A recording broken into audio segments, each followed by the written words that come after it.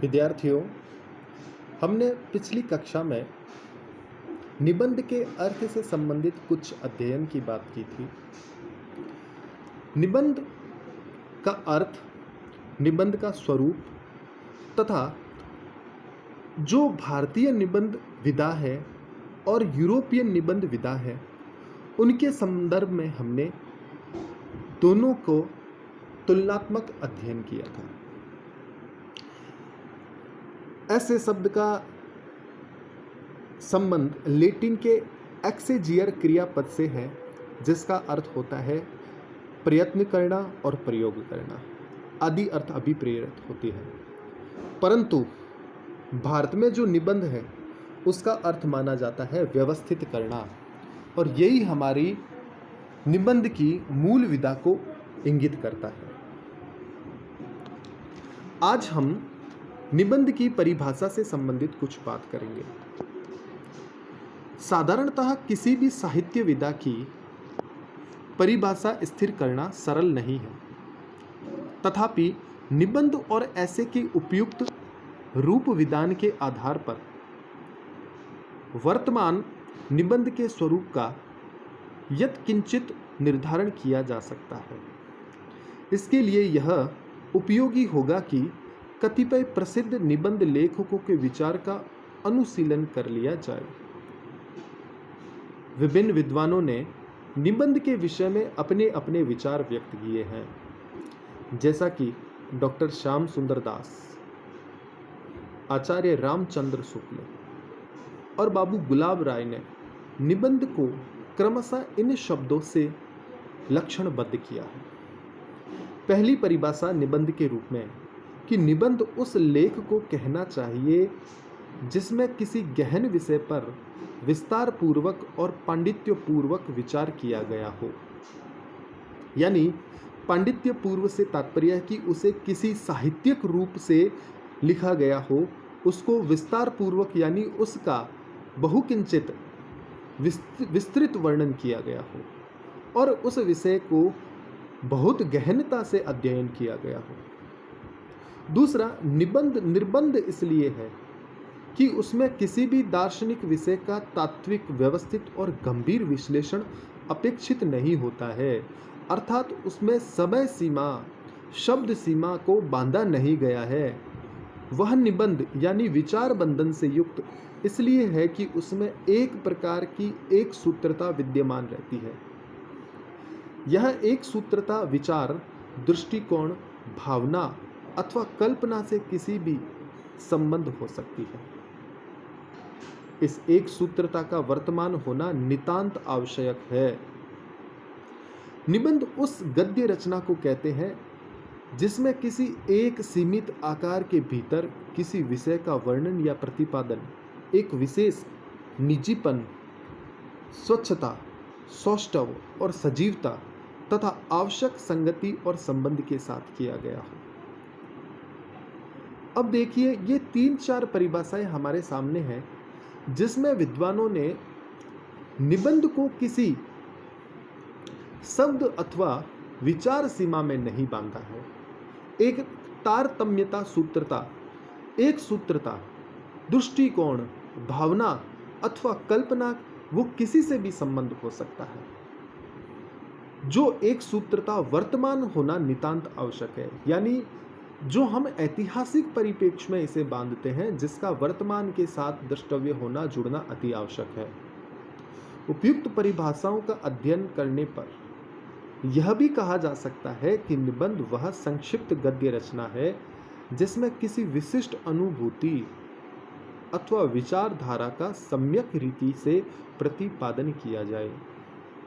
उसमें लेखक को व्यक्तित्व प्रतिभा के उन्मेष का पूर्ण अवकाश रहता है और वह अपने व्यक्तित्व के समावेश द्वारा उसमें आत्मीयता का भी संचार करता है। यानी लेखक के जो विचार है वो स्वतंत्र है और उस स्वतंत्रता को वो अपनी प्रतिभा दर्शाने में पूर्ण उपयोग करता है। दूसरे शब्दों में, निबंध वह कलात्मक गद्य कृति है जिसमें समाज, राजनीति, धर्म, साहित्य आदि से संबंधित समस्या विशेष को व्यक्तिगत आधार पर प्रस्तुत किया गया हो और इस प्रकार जो अपने संक्षिप्त आकार में स्वतः ही पूर्ण हो। निबंध का अध्ययन इस उद्देश्य से किया जाता है कि उसमें मौलिक विचार सामग्री निहित हो और उसकी अभिव्यंजना शैली में लालित्य हो। अतः निबंध लेखकों को इन दो गुणों के प्रति जागरूक रहना चाहिए। मौलिकता सबसे पहले है और व्यक्तिगत विचार जो है वो भी सबसे पहले है। वस्तुतः निबंध लेखकों की सफलता इस बात में है कि वह गंभीर विचारों का निरूपण करके भी अपनी शैली को गंभीर ना होने दे। तो ये निबंध की परिभाषा है जिसे संक्षेप में समझाया गया है। अब हम बात करते हैं निबंध का माध्यम। किसी भी विधा का एक अपना माध्यम होता है जिसके वह इर्द गिर्द घूमती रहती है। चूंकि हम जानते हैं कि साहित्य रचना के लिए गद्य और पद्य दो शैलियां प्रचलित हैं। निबंध को साधारणतः गद्य के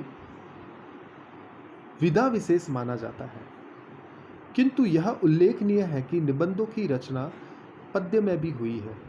इस दृष्टि से अंग्रेजी के प्रसिद्ध कवि पॉप के दी ऐसे ऑन मैन तथा ऐसे ऑन क्रिटिसिज्म का उल्लेख किया जा सकता है। हिंदी में भारतेंदु की हिंदी भाषा तथा आचार्य महावीर प्रसाद द्विवेदी की हे कविते शीर्षक रचना भी इसी प्रकार की है। इन निबंधों में दो विशेषताओं को सहज ही लक्षित किया जा सकता है। पहला, इनमें विषय और शैली दोनों की दृष्टि से लालित्य का विधान है। दूसरा, भावना के अंचल में विचार का ग्रंथन इनकी सहज नीति है। खेद है कि हिंदी में ऐसे निबंधों की रचना अधिक नहीं हुई। यह दूसरी बात है कि गद्यात्मक विषयों में सजीवता और लालित्य लाने के लिए अनेक निबंधकार कविता से उदाहरण प्रस्तुत किया करते हैं। निबंध रचना के विषय कवयः किम न पश्यन्ति के अनुसार निबंधकार भी जड़ चेतन प्रकृति के नानाविध व्यापारों को निबंध रचना का विषय मानते हैं। दृश्य विषय के प्रत्यक्ष भावन अथवा स्मृत्याधृत मन संवेदना से निबंधकार की प्रतिभा का उन्मेष होता है और वह अपने संचित ज्ञान अथवा अध्ययन के बल पर ललित निबंध करता है। अतः यह स्पष्ट है कि जिस प्रकार साहित्य के अन्य अंगों को किसी विशेष विषय तक सीमित नहीं रखा जा सकता, उसी प्रकार निबंध भी पूर्ण निर्बंध है। उस पर केवल विषय ही नहीं, शैली की दृष्टि से भी किसी प्रकार का प्रतिबंध नहीं लगाया जा सकता। अर्थात निबंध में जो लेखक है वह ना तो किसी समय सीमा, ना किसी शैलीबद्ध, ना किसी व्यक्तिगत विचार से बंधा होता है। वह पूर्ण स्वतंत्र है अपने विचारों को लिखने के लिए। इस प्रकार निबंध के विस्तार की कोई भी सीमा नहीं। 4-5 पृष्ठों से लेकर 400-500 पृष्ठ तक के निबंध भी लिखे जा सकते हैं। अंग्रेजी में लॉक का an essay concerning human understanding ऐसा ही वृद्धाकार निबंध है। निबंध रचना के लिए तमाम राजनीति, साहित्य, धर्म, दर्शन, शास्त्र आदि में से किसी भी क्षेत्र से विशेष विषय चयन किया जा सकता है। विषय गंभीरता अथवा निहित व्यंग का निर्वाह लेखक की अपनी इच्छा पर निर्भर रहता है। तथापि किसी भी श्रेष्ठ निबंध की रचना के लिए यह आवश्यक है कि उसमें भावों अथवा विचारों की संगति, संगठन और एक सूत्रता पर पूरा ध्यान दिया जाए। इसी प्रकार जिन निबंधों में अत्यधिक जटिल समस्याओं की चर्चा न की गई हो, उनमें पाठक रोचकता और विशिष्ट संदिग्धता के समावेश को भी अपेक्षित रखता है। तो ये निबंध से संबंधित हमने 3-4 बिंदु देखे हैं, जिसमें निबंध की परिभाषा, निबंध का माध्यम, निबंध रचना के विषय को हमने अध्ययन किया है। आगे की कक्षा में हम निबंध के तत्व तथा विभिन्न जो निबंध के समय रहे हैं, जैसे भारतेंदु है, आचार्य रामचंद्र शुक्ल है, इन सभी को आगे की कक्षा में हम अध्ययन करेंगे।